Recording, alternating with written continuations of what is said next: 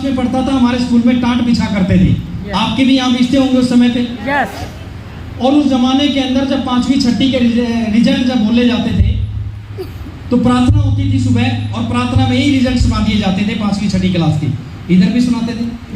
एक टीचर के हाथ में पर्चा होता था और वो 5वीं क्लास के रिजल्ट बोलता था। कैसे? हाथ में पर्चा है, प्रार्थना हो चुकी है, अब वो बोलता था कि सुदेश सैनी सनो फलाना फलाना पास,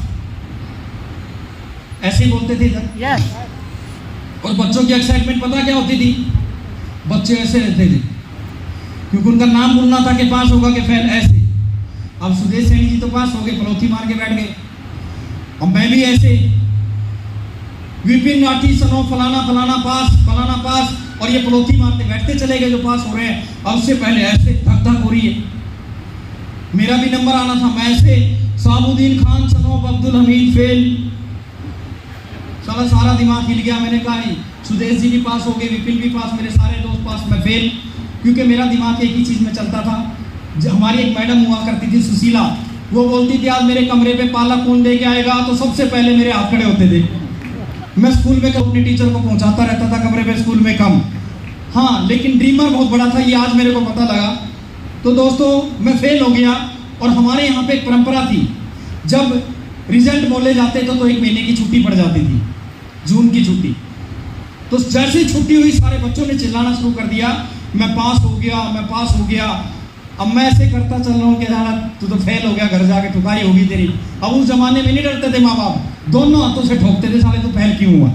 हाँ तो डरते हैं यार मेरा बच्चा कुछ कर ना ले।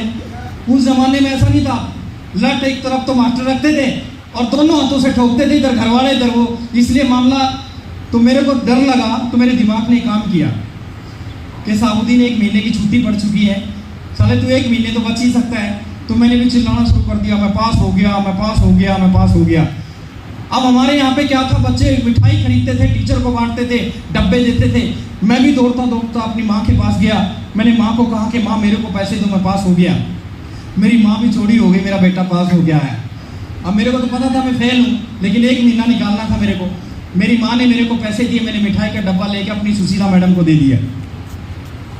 जूं छुट्टी के दिन कम हो, साबुद्दीन खान का बीपी अप डाउन, क्योंकि 2 जगह ठुकाई होनी थी, एक स्कूल में एक घर पे। दोस्तों स्कूल की छुट्टी खत्म हुई, 1 महीना गुजर गया। मेरा बड़ा भाई बोलता है चल तेरा एडमिशन भाई, और जाके सुशीला मैडम ऐसे स्वेटर बुन रही है 6ठी क्लास में।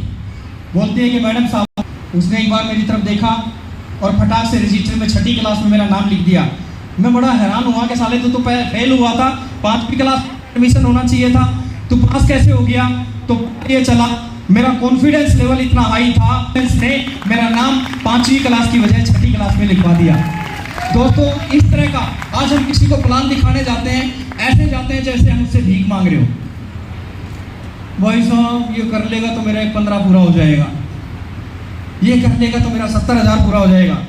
दोस्तों कॉन्फिडेंस लेवल इतना हाई होना चाहिए कि वो आदमी आपका प्लान कम देखे और आपकी शकल ज्यादा देखे, फिर देखें आपके कि क्या करोगे उस पैसे का।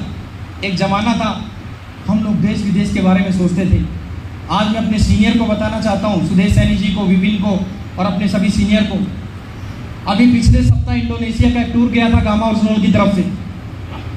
ईशा मैडम ने 10 बार मेरे को कॉल किया, नहीं साबुद्दीन जी हम आपको लेके जाएंगे, आपको छोड़ के नहीं जाएंगे, किसी भी कीमत पे हम आपको लेके जाएंगे। गामा ओरिजिनल की अगर किसी के पास अभी बुक्स थी, वो हाथ में था, देना एक बार किसी के पास है तो ये बुक्स